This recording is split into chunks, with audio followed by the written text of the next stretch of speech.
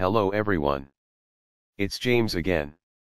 And before I start today's video, I just want to quickly say, all work in this video contains 100% original content of and by myself James Smith, otherwise known as Bgood 4000, and was uniquely created with NAWMAL software, by myself James Smith.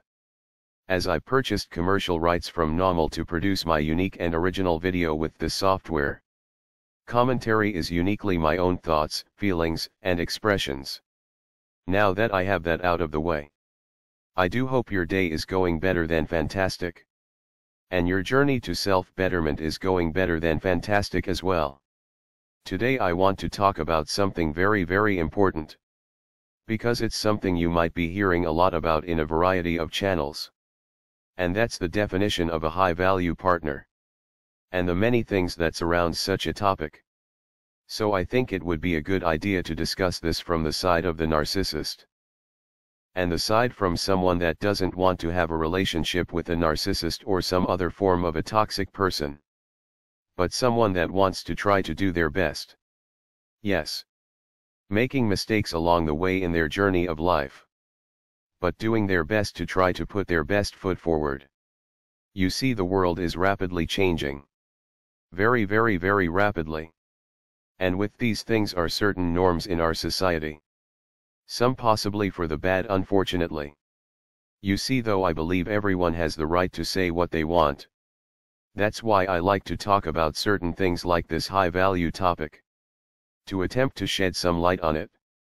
And peel back the layers of. And tackle the issue from another side.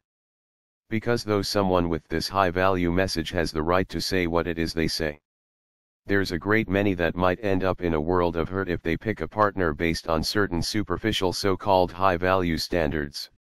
And we see it all the time. There are videos out there of people saying they gave up the love of their life. All because they felt they could find someone better. Now this goes back to the narcissist's definition of high value. And you hear these people's reasons why they broke up with someone that treated them well and that loved them. And they admit to loving as well.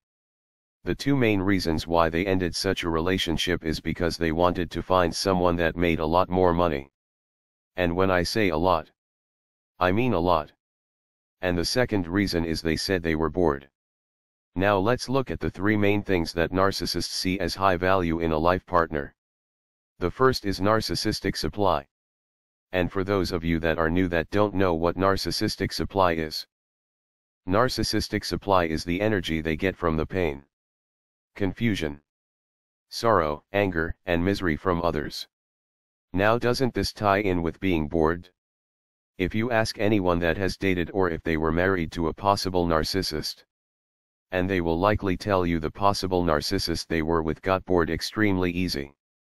And because the narcissist does get bored easily, they can simply discard you without a care in the world and trade you in for some fresh new supply.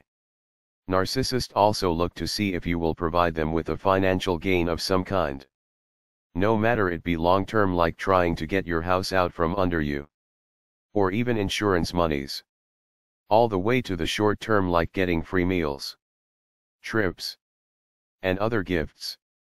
The third is power and control over others' lives. And to be able to set the rules for the person they are with. Though they don't have to adhere to these rules. And as we know, once they have you running around to these rules like a loose chicken, they will start to get bored because they have fully conquered you. And they will look for a new conquest. A new person to lie to and to con. Seduce and eventually conquer. Now you look at the reasons why this so-called average person left the love of their life. Doesn't it seem like they left this person they supposedly love just to chase narcissism? And the reason why a lot of so-called normal people, or people that aren't narcissists so to speak, do this, is they have been hearing narcissists exporting this type of information to them. Like they are somehow missing out on such a grand life. Unless they explore these things and go on this life journey. And they package it as empowering and essential in order to have a so-called happy life. And now we have a lot of people talking about getting a high-value partner. And several things come into play here. For one, And I don't know if a lot of the people that call into these shows understand that the so-called high-value person with these superficial standards are in all likelihood not even looking for them. When it's broken down how much money is needed to fund such a life they have been sold to have by society, they have to end up marrying some uber-rich tycoon. Because you have been separated from having a decent partner. In the pursuit to chase things and money. To end up without the money and without the life partner. That's the devil's trick. To get you to chase emptiness like a dog chasing its tail. Over and over and over and over. Until one day, once life has seemingly passed you by, you realize it's all been a big trick and a big lie. And while you are chasing emptiness, the house prices go up. Cost of living goes up. And you aren't building something with someone that has good character. You see, this goes into what is the narcissist standard of high value. And what is someone that values decency definition of high value. The narcissist looks for superficial things. And things that are self-serving only. Oh sure, they can pretend to be giving if they feel like that will get their feet in the door. But they are really only thinking about me. Money. Narcissistic supply and what that person can do for them. With no thought of reciprocation or what they might offer to a relationship. So all that is pumped out there, it seems, is: does this person you are looking for check all of these superficial boxes? Where the person that values decency is looking for something very different. They are looking for someone they might be able to build with. They understand that life is full of ups and downs. Good and bad.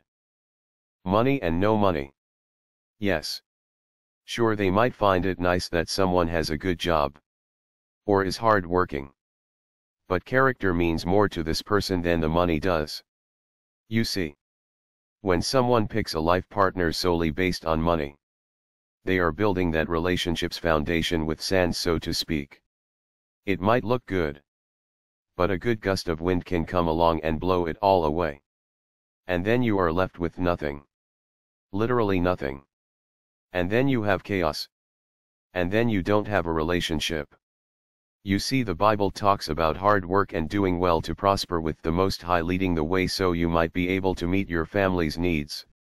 However, this world has turned things upside down, where a great many are relying on evil means in order to have and support a family. You see, when I watch and listen to some of these videos, where people call in, talk about what type of person they are trying to date, and why they broke up with their ex, I tell myself, there is no way I could have a relationship with such a person. Because there is nothing there. Have you ever asked yourself, why am I struggling financially?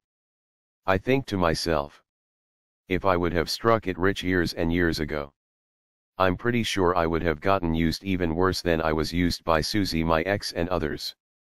Yes. The thought of having a better home to live in is a nice thought. And maybe even a nice car. There's nothing wrong with striving hard and trying to obtain a better life. However, you shouldn't have to throw away your life to do it. And because a great many in the world have the standard of what they are looking for in someone, which usually revolves around money. With a narcissistic attitude that all they have to do is show up to the party, so to speak, and do nothing. Makes me clearly understand there are seasons and times that the Most High might keep us from worldly success, quite simply to protect us and to teach us valuable lessons. But here's the thing. Before social media, things were starting to get bad with what people were expected to do financially to prove their worth to have a relationship. Now it's just getting out of control. However, the main thing I can see that is good from such videos is the fact that they paint a clear picture to many of these people that they will likely never meet or marry the person they are looking for. The sad part of it is, a great many are stuck in their narcissism even if they aren't narcissists themselves. And they can't see this fact. And they keep on projecting, deflecting, and avoiding the truth. And what's even more sad is no one taught this person how to build with another person that they have vetted and deemed to be quality. You see, someone that is really truly a high value person, is someone that is of good quality, no matter if they have $1 million to their name or they have $5 to their name. And it doesn't mean they are weak either. It takes great strength to get up each day when you are flat broke.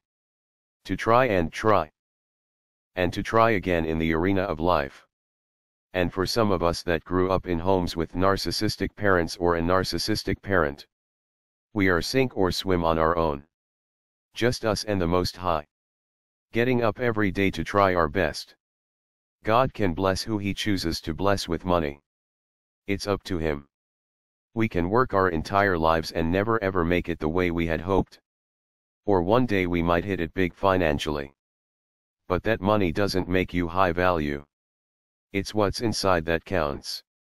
When we are gone from this earth and standing in front of the Most High, I doubt very seriously He is going to be checking to see how much money we made over our lifetime and what our job titles were. And that's how we know this world is controlled by Satan. What is important here likely won't be important in heaven. Character, love, and faith, I will humbly guess, might be what will be looked for. However, down here, it's money, status, power, fame, the size of your house, the cost of your car, and the places you can go on vacations to. But there was a time when it seemed people were able to have both. They had the good character. Or at least they tried. Yes, falling along the way. But still striving and trying to do their best. And they worked hard with their mate to build something. And a great many times people were rewarded with a decent home to live in. And a decent car to drive. And a good amount of money to take care of their home's needs. But Satan came in and whispered in a great many people's ears, and a great many fell for the trick. Just like in the Garden of Eden. Eve was walking with her husband Adam. And with God. They could be with God anytime they wanted. And they could have eternal life. But Satan showed up and convinced her, and later she convinced Adam they could have a bigger, better deal if they took the lie that Satan was offering to them. And we know what happened. They lost eternal life. And the veil between them and God went up, separating them.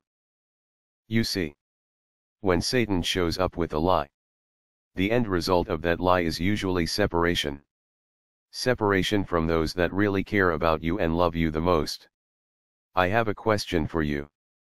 When the Most High God made Adam and Eve and gave them life, eternal life, do you think He loved them? Do you think it gave Him much joy to watch them just enjoy all of the wonders that He made for them? Well, I hope the answer would be a yes. Just like He loves you. He made you with love and care. And breathed life into each and every one of us. Now here's another question. Do you think Satan loved Adam and Eve when he covertly lured them into a trap and into a lie? Of course he didn't, because Satan doesn't have the ability to love. Much like the narcissists out there trying to separate you not only from God, but from the life that God wanted you to lead and the people God wanted to be around you for your protection. He comes to us all, tempting us, lying to us, and seeing if he can get us to follow him down his path. And each and every time yes, that's right, each and every time we followed, there was more separation and more separation. Look. I say all of this to not say you shouldn't have standards and you shouldn't have boundaries. Because you should. But not every gift God gives us is going to look like what we envisioned it to look like or be like. Sometimes God gives us a gift that requires us to do some work with that gift to see what we will do. How will we act? What choices we will make with that gift? Will we deem it to be junk and toss it and seek out something else? Or will we see it for what it is? A gift. And work with it? Ancient helmets, swords and shields and breastplates can be seen as a great many tangible and intangible things. God may give us a family as a shield to protect us from the harms of the world. God might allow us to meet someone very smart in a certain area that we can learn from, and we can use that knowledge like a wise helmet. And the list goes on and on. But it's up to us to see these things for what they are and use them in a decent manner and how they were intended to be used. Not as surface level junk. Here's the question I have for any of these people that call into these shows. Looking for someone that has this and has that, like ordering fast food. Do you like it when someone treats you the same way? No. No, you don't. So why do you do this to others? Again. No one isn't saying you shouldn't work hard and you shouldn't find a hard worker. But what about the quality of the human being first? Does that even matter? People are now lovers of themselves and they aren't lovers of their brother or sister. Yes. You should love yourself, but you should have the ability of putting yourself in others' shoes and loving them too. Because when you are unable to do so, you have bought into the great lie and you have now adopted the way of the narcissist. Well, I think this is a good place to stop. I do hope your day is blessed. And until next time. Bye for now. And be good to yourself.